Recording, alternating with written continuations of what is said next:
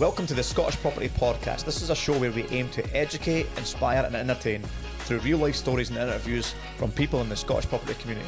As always, thanks for listening and give us a follow on social media and subscribe to our YouTube channel. Remember to join us at our monthly networking events on the first Wednesday of every month. Tickets are available on our website. So without further ado, we'll just cut straight into this week's podcast. Mark Shanta, how you doing? Welcome to Chateau Ponty. Thank you very much for inviting me out to Millionaires Row, Nick. By the way, sweeping view of the countryside. if you pan the camera that way, it looks more like a council estate. So, anyway, thanks for joining us for Scottish Property Podcast Market Update for June. We do this every month, and obviously we're missing somebody today. So, where is he? It's no the same without him, it's got to be said. Stephen Clark, I hope you're having a fantastic holiday. I keep seeing stories pop up. I actually don't know where he is, to be honest. I know it's somewhere sunny. Somewhere hot. He's taking himself off. Guess what? He's 40, I think, tomorrow. So we're recording this on the 26th of June. I'm pretty sure it's tomorrow. Happy birthday, Stephen. So we don't usually do birthday shout-outs on the podcast, but because obviously he is half of the podcast, then I think we should, on this occasion, happy birthday, Stephen Clark. And I said I don't know where he is, but it might be Turkey, because he might have to go back for another hair transplant. If it's not his teeth he was getting done this time. Maybe he'll come back with teeth as well. But anyway, let's get on to some housing news then, because obviously, as listeners will be aware, we obviously talk about what's going on in the Scottish housing market every month, and we're never short of stories, it's got to be said. There's always something to talk about. I think obviously the UK news agenda has been dominated by the UK election, obviously on the 4th of July. Now, we were just talking there, you know, I had it on the schedule, but really it's not going to be a huge deal for us in terms of housing and in our industry. Yeah, well, so the housing policy is devolved power, so that's devolved to the Scottish Government, and the Scottish Government elections are not until 2026. So a lot of the time, if landlords or if people are thinking about who they're voting for this year, 2024, and they're looking at manifestos, a lot of that is, if they're looking at the housing section, is quite irrelevant as to what we would have up north of the border. So SNP is currently in power in Scotland and will be until 2026 unless something drastic happens. But so if you're looking at manifestos, just be thinking it could be seen as a wee bit irrelevant to what we're facing up here. Yeah, by the way, if you're hearing crows crowing in the background, then we're actually sitting, you know, if you're listening to this on a podcast, we're actually sitting in my back garden because we've been booted out by my wife because she's got a party on the side. So the house is looking immaculate. So I know, it's never looked so clean. She's been cleaning for 3 days, let me tell you. But as you said, there'll be a number of reasons why people obviously vote at this election. Yeah. We're not here to try and sway you one way or another. But obviously, you know, you might be looking at education, you might be looking at healthcare, all the other reasons. We're just focused on like how it affects us as landlords, property investors for this chat today. Obviously, we've got our own families to think about as well. Yeah. But you're absolutely right. What I was thinking about, Mark, is how it's going to shape Scottish politics possibly moving forward, because let's be honest about it, and I know you have a kind of slightly different view about how it's all gone wrong for landlords and property investors, but I think personally the SNP have made an absolute arse of it over the last 3 to 4 years. Yeah. You know, rent controls, emergency legislation, which has ultimately backfired. So, you know, for me it's like, okay, if we're looking at the polls just now, it's pretty much certain that Labour are going to win, right? It looks like a clear majority. So I don't think there's probably going to be any surprise in Labour coming out on top, right? But then what I'm thinking is 2026 Scottish elections, does that mean, you know, if Labour do a half-decent job down south, you know, and they can get some success, SNP are already on the down spiral, they're losing a lot of support up here in Scotland. So potentially we could have a Scottish Labour government coming in 2026. For me, I'm thinking, does that realign better, and will the two governments be able to work hand in hand a lot more cooperatively? If the whole country is governed by a Labour government, could that, rather than SNP and Conservatives, as to what we have just now, button heads at every turn, could it work? Could everybody be more cohesive? Could we have more cohesive policies throughout the United Kingdom? But we won't know that until 2026. For me, that's me kind of thinking strategy. I'm thinking strategy now. I don't mind, right? I hold my hands up here. My wife can't believe that she married me after I told her I voted Tory at the last election, right? But I did. Unforgivable. Right? No. I will not be voting Conservative or Tory in this election, I can tell you that. I'm going to go for Labour. Number one, we need a change. I think 14 years, and there has been, what have they done? Not much for small business owners. I actually voted Conservative because I thought they'll be good for small business, entrepreneurs and all the rest of it. They've just upped corporation tax to 25%. Like you say, they brought in the Section 24. Well, that's when you mentioned at the start about the SNP and their policies up here with rent controls. I think you said they've made a complete arse of it, and they've certainly not helped anything at all. None of their policies seem to be joined together. It's created a lot of anger between landlords and tenants that, button heads. But for me, and we see this almost on a weekly basis now, we have a lot of landlords looking to exit the market in Scotland. But the majority of them, their reasons, in our experience, hasn't been because of the rent controls the SNP brought in, hasn't been because of various other policies like ADS being more up here. It's been all led and stemming from the Section 24 that the Tories brought in back, I think that was 2016 they brought that in. Yeah, and obviously if you listen to this Section 24, obviously you can no longer claim your interest on your mortgage payments as tax as a tax deductible. Yeah, and that's expense. What's really filtering home. So it's making it for what we would term them as accidental landlords. So accidental landlords being somebody with a flat and they decide to buy a house and they decide to rent that flat out. They're structured just owning it in personal names, and with the removal of the Section 24 and the interest rate relief, it's meant that owning it in a personal name is no longer viable for a small landlord. Yeah. It means that as part of your pension and your retirement planning, owning a property within the United Kingdom in your personal name is unlikely to be.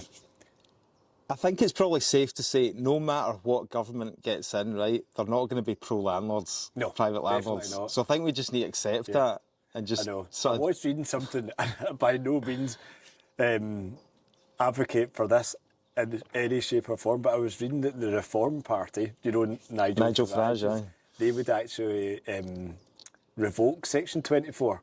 Is that right? I was reading that in one of By the the way, articles. let's go reform. We'll not be going for who's reform. who's the local reform candidate? I don't think there is one up here. Aye. But I was reading that. But anyway, the Section 24 from the serious parties, Labour, Conservative, SNP, Right. it's not going anywhere. Aye. And it's just something that they're pushing you with towards corporation ownership, really. I mean, interestingly, down south, we're not going to bore you all with like the party manifestos and all the policies, right? But they are both kind of hell bent on getting this renters reform bill down south through, which is a ban on no fault evictions, which we've had up here in the PRT since 2017. Yeah. So we're well ahead of the game in terms of tenants' rights and stuff like that.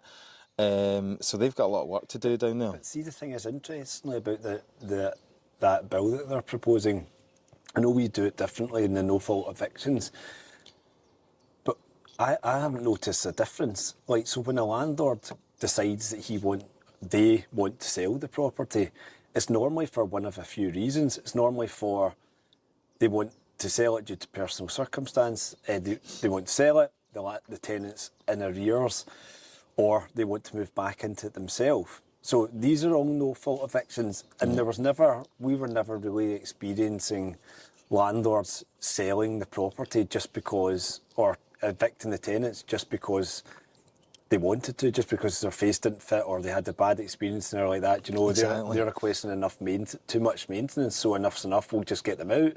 So, and then they're all complaining down there, they're all panicking about this, there's no longer going to be a fixed period of lease, so no 6 months, no 12 months and the rest of it. I mean, it doesn't genuinely, it doesn't happen that much where a tenant will just, use it as a stopgap, move in and move out within a few months. But that's where that is down to the landlord or the agent to do their due diligence. Like when we have been renting out properties, and we see this quite a lot, sometimes tenants will lie to you in their application. They'll say to you, we're looking for long term. They put down they're looking for a minimum of 2 years.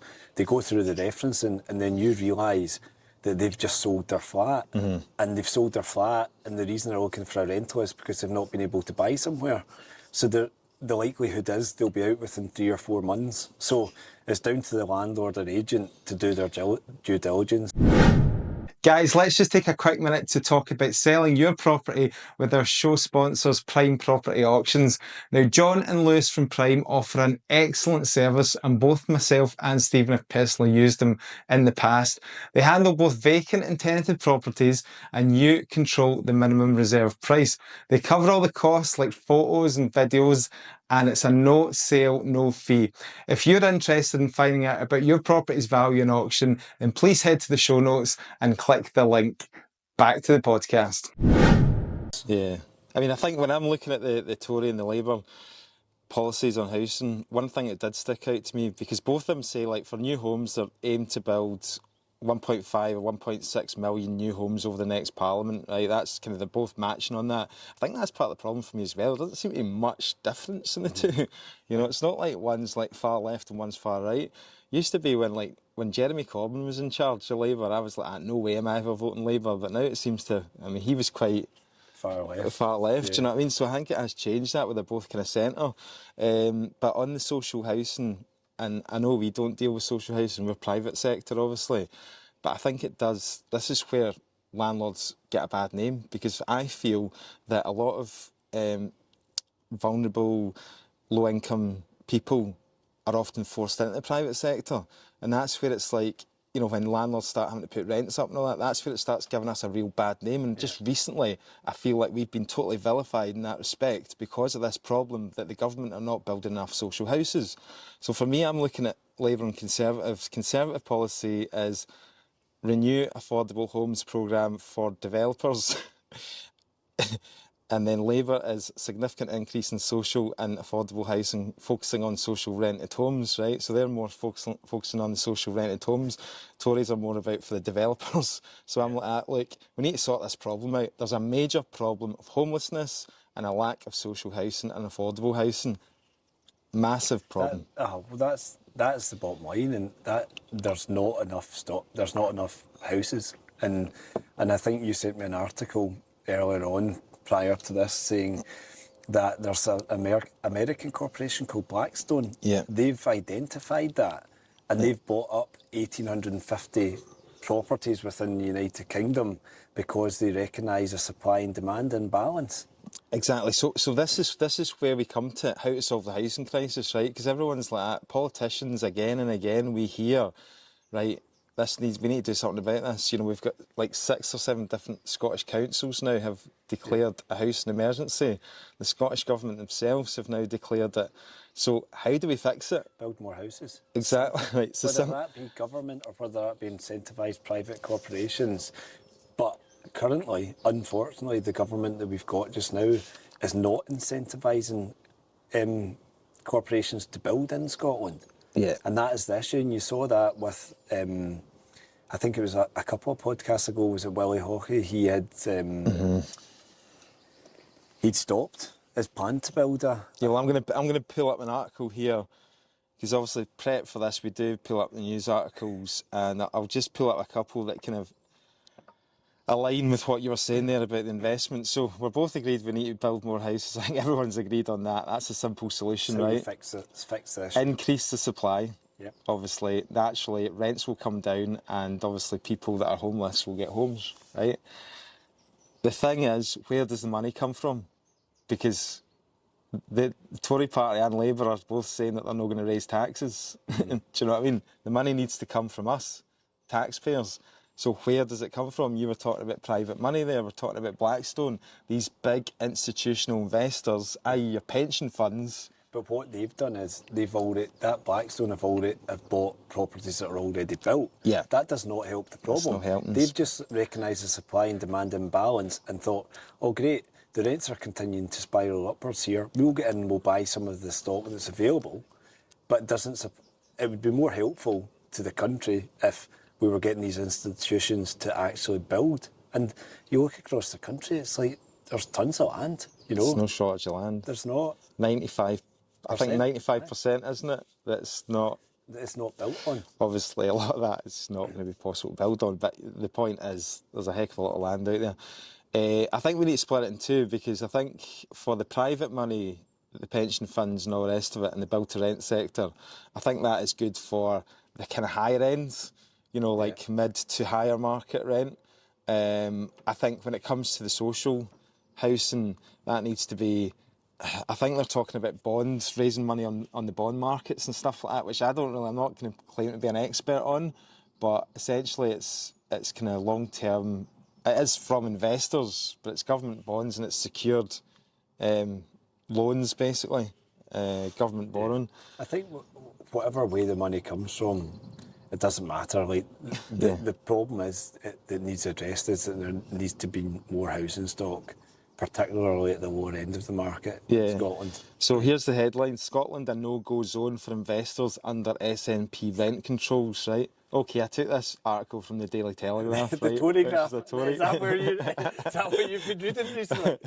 Right, but the facts are there and the stats are there, because although it is a Tory paper, right, all these headlines are taken from research that's done by independent body. You've got this one from Savills, right? Yeah. So this is Savills' report, and then they take out a headline. So investment in build-to-rent properties in Scotland slumped 71% last year. 71%, according to Savills data. Yeah. Savills are on the money. They've got people doing this. Research analysis. Research analysis. Yeah, totally. So Melanie Leach, Chief Executive of the British Property Federation, said Scotland is a no-go area for the majority of international investors and for a number of UK investors because of the way it was done. The rent controls were introduced overnight with no consultation. That's the kind of thing that makes investors really nervous. So if you're a big investment company, where are you going to invest? You're going to go to Manchester, or are you going to go to Glasgow? Well, I think that has been the issue. When the rent controls bill came in, they didn't seek guidance, and they didn't seek opinions from stakeholders. They didn't consult the likes of the council letting agents or SAL. They just went ahead and did it. And it's totally backfired. You'll see that, along with not being attractive to people looking to build, that the rents in Scotland are going up disproportionately compared to the rest of the United Kingdom. Yeah. So they brought in a rent cap, and it's had adverse effects. And this Melanie Leach says that investment in build-to-rent sector where rental homes are purpose-built and institutionally managed had dropped off a cliff as a result of the changes. It's no good news. This won't be fixed overnight because they've introduced this housing bill already to Parliament. Patrick Harvey's parting president. Then they disappeared. Aye, and he's not even involved anymore. So are they going to change it? So obviously the housing bill, for those who are not familiar, a large part of it, which is quite scary, is that the kind of longer term rent controls, which means, that gives the local authorities. Local authorities have the power to go into certain areas and just basically cap the rents. Yeah. And, that can be like a 0% increase, or they could...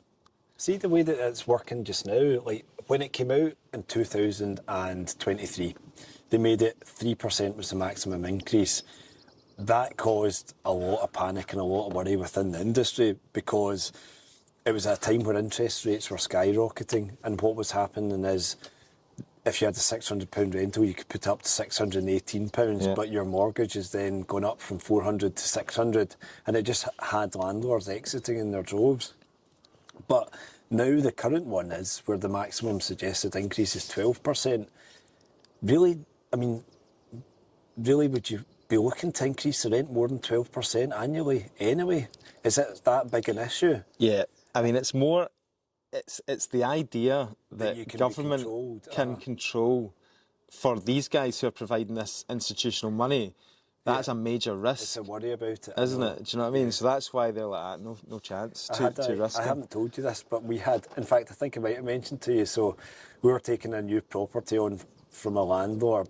I'd been with a previous agent, and the current rent was £895, and they put through an increase of 12%.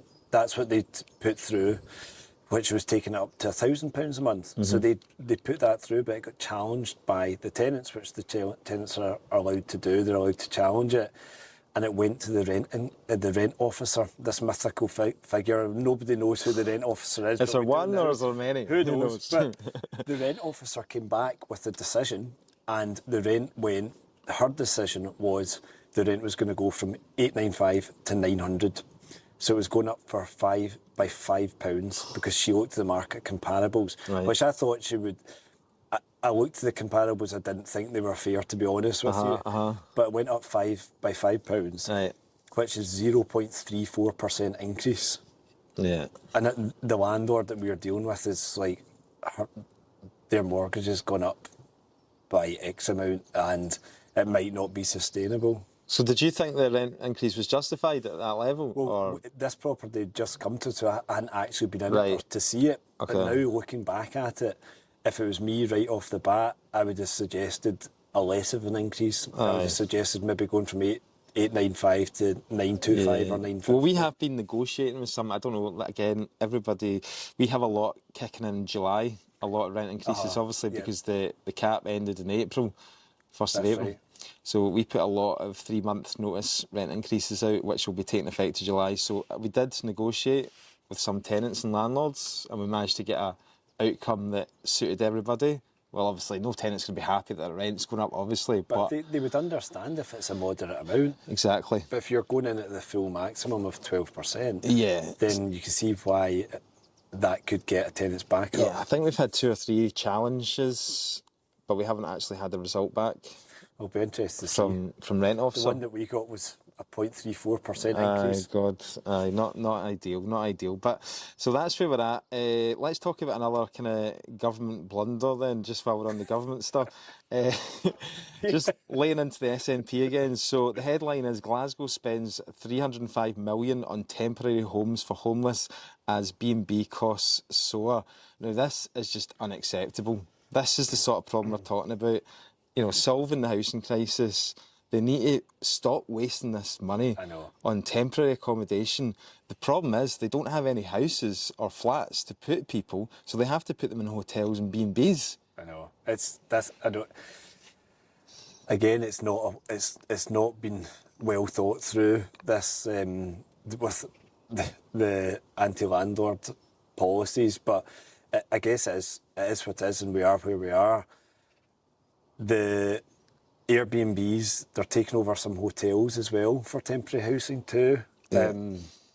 I don't know if you've noticed the Go Glasgow in Paisley Road West. Right, okay. Now that's purely temporary accommodation there now. We were talking about, I think the stat from Shelter Scotland was 10,000 children are in Scotland are in temporary or homeless, you know, are homeless basically. I mean, that's unacceptable. The stat here in the Herald is, with this article, the Herald can reveal that Glasgow City Health and Social Care Partnership, so this is in Glasgow alone we're talking about, the amalgamation of Glasgow City Council and NHS Greater Glasgow and Clyde, which delivers community health and social care services, has been spending an average of £6.6 million a month on temporary accommodation provision over a 19-month period.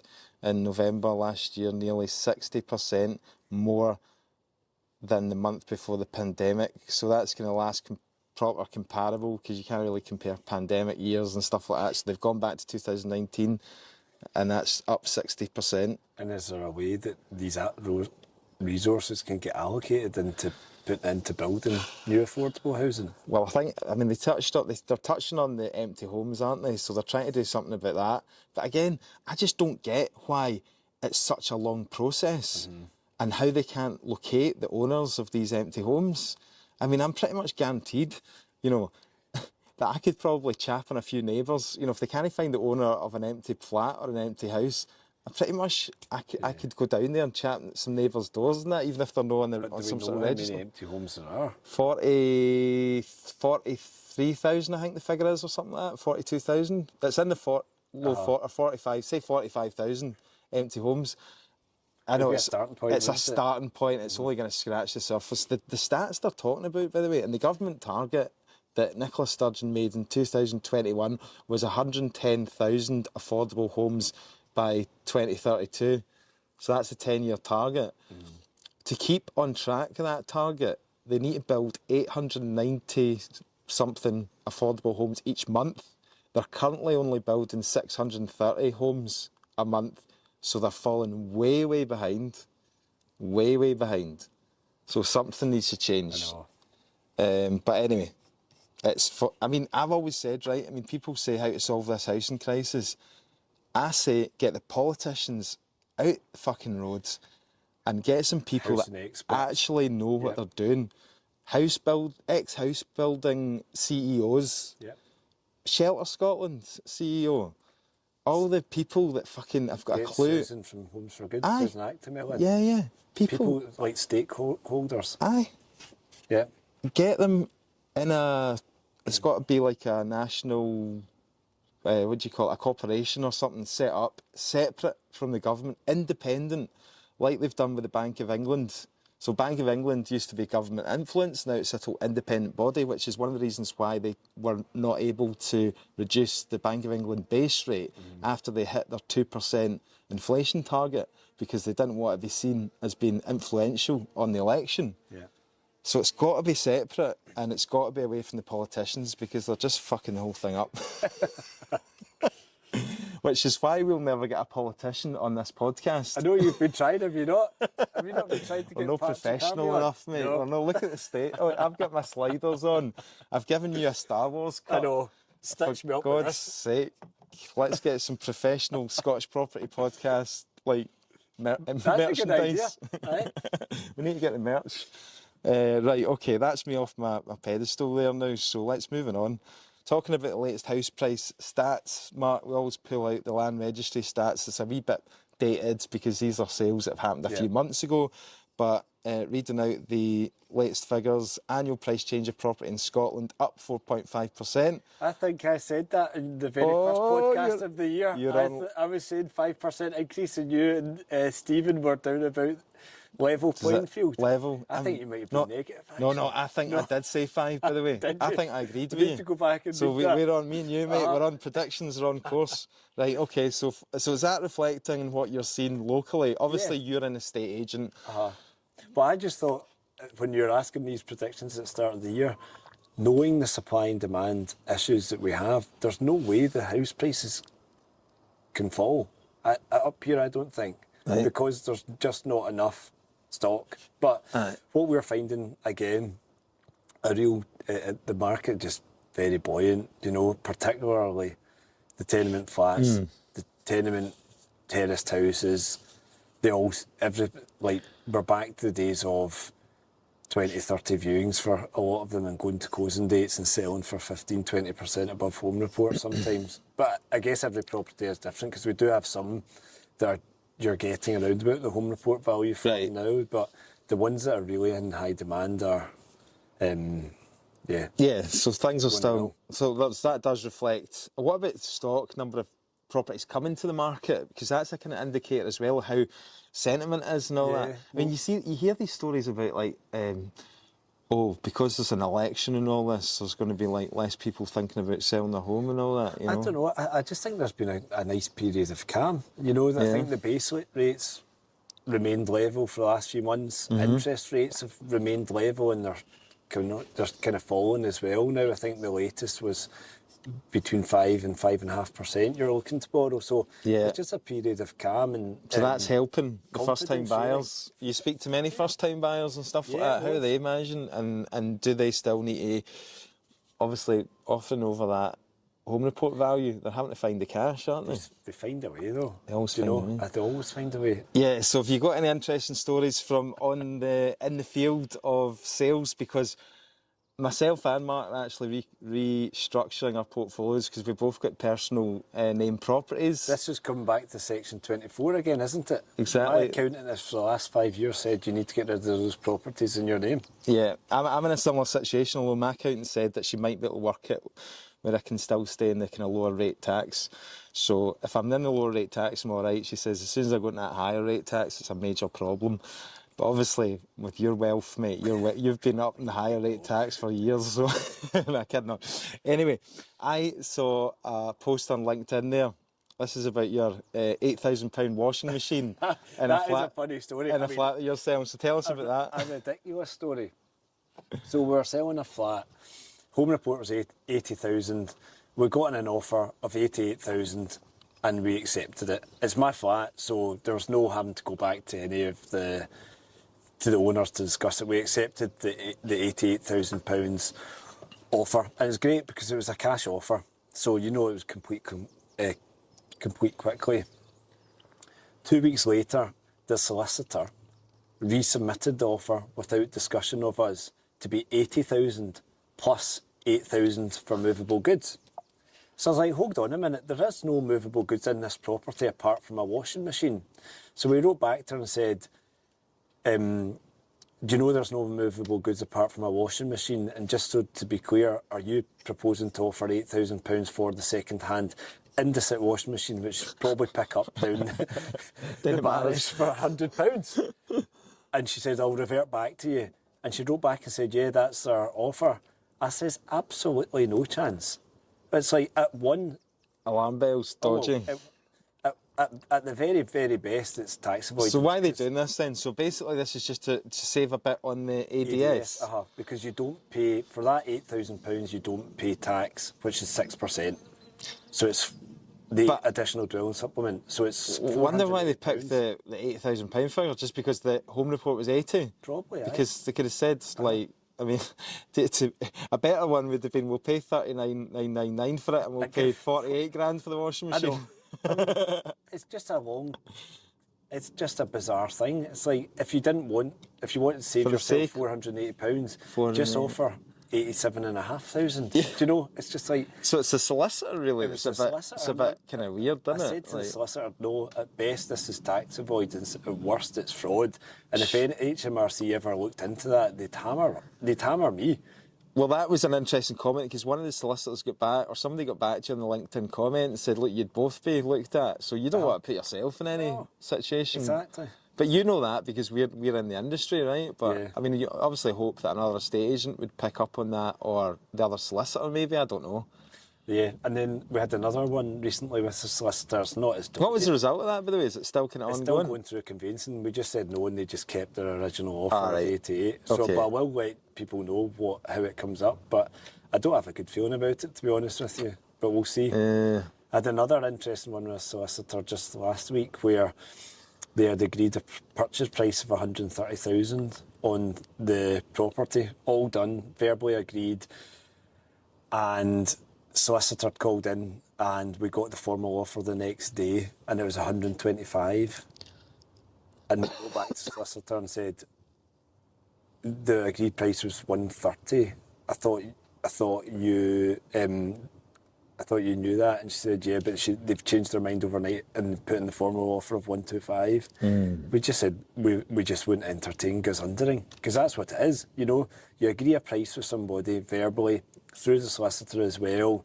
Everybody's happy with it. You make plans for it to go under offer, and then the offer comes in less, and it's just take it or leave it. So this was happening back. I remember this was.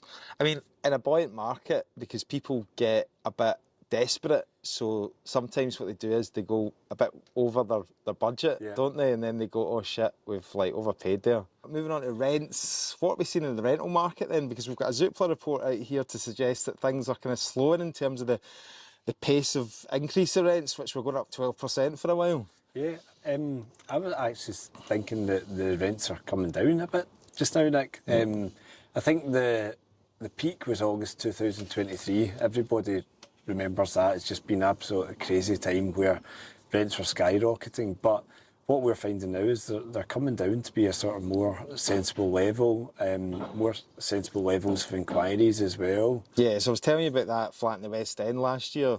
Wasn't even underpriced or anything. 500 inquiries in the first week, absolutely crazy.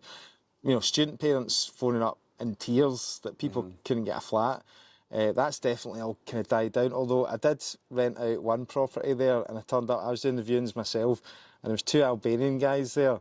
Nothing bad about Albania, by the way. I mean, I'm sure there's plenty of good people, but these guys turned up and they were like boxer-looking guys with like broken noses, you know, bent noses and all the rest of it, and they looked pretty rough.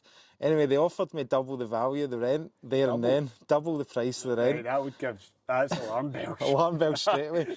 I'm trying to say to them, look, because other people at the view, and I says, look, we've got a process. You need to fill out an application form first of all. The guy wasn't getting it. He was just like that. He pulled out his wallet. He's got a bundle of cash. He's like, cash now, cash. I rent property, cash. I said, sorry, no cash. We have to do a process. So I don't think they were going to pass the reference checks anyway. No, but what I'm thinking, demand is definitely slowed down slightly in the rental, which means the prices have come down a bit. Yeah.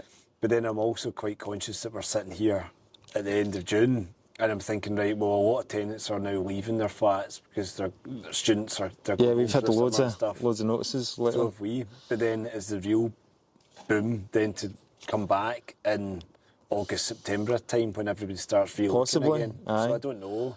We'll see what happens. For now, things are just kind of steady, which is good. So I think we're still getting things rented. You know, there's still plenty of options there if it's priced at the right point. Nothing sticks. There's a lot of options there. There seems to be more properties on the market for tenants. Yeah. So more choice, especially in the city centre. I've noticed rents have definitely come down in the city centre.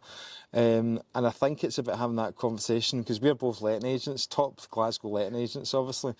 We both have to have the conversations with landlords who've got maybe portfolios where they rented out the flat last year at £1,000 a month, and we're just not getting that now. I've noticed as well that the city centre ones tend to be the ones that are struggling more than others, and I just wonder if it's more of a case of people like work from home more now. There's no need for them to be on Buchanan Street, Queen Street, you know, bang in the middle of the Glasgow city centre.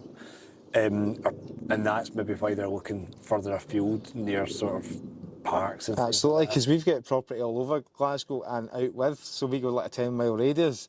So like say Paisley, it's doing phenomenally well, whereas you'd maybe struggle a wee bit to get that, but the rents have gone right up in there, like you say, because people are looking out with to get more value for money. Exactly. In the city centre, you can't park. So unless you've got, I mean, you can park, but it costs you 12 quid for 2 hours. Do you know? So unless you've got a space within these flats, and if you do, sometimes you only get one. Well, that's another thing, going back to planning reform, back to the government stuff as well, is that they need to really look at planning policy moving forward and about regenerating the city centres and making it easier for builders and developers to basically bring back the housing stock as well. So planning, if you're looking at the general election as well, moving forward. Yeah, planning. Others, if we're talking again back on housing stock shortage, then can you incentivise people to convert some of the old retail units into, you know, they've just done a massive one down at Battlefield, which is great, down at the old hospital. I think there's something like 240 flats going in there, do you know? So can you incentivise outside private investment to build? Exactly, and you're certainly not going to incentivise by introducing the latest housing bill that has harsh measures for rent control. So anyway, we're going to leave it there, guys. Whatever way you decide to vote, you know, use your vote, because at the end of the day, we live in a democracy. You know, so why not? If you've got a family, you want to see your kids thrive in the future and all that, you know, have a say.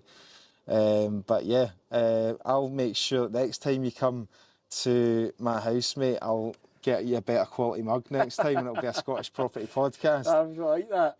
Take it home with me instead of your geeky Star Wars mug. No offence. You know, a Star Wars fan. Disappointed. I'm not actually either, but all my kids are. Anyway, so thanks for coming on again. As always, guys, please follow the podcast on social media and follow Mark Shanta as well. Mark Shanta, tell the listeners where they can get hold of you and what they can use you for. Shanta Residential, we're on Facebook, Instagram and TikTok. I don't have the login to the TikTok, that shows you how old and uncool I am, but we've got a TikTok account as well. But yeah, anybody can reach out to me, mark@shantaresidential.co.uk. Brilliant. Thanks for joining us. Thanks, Nick.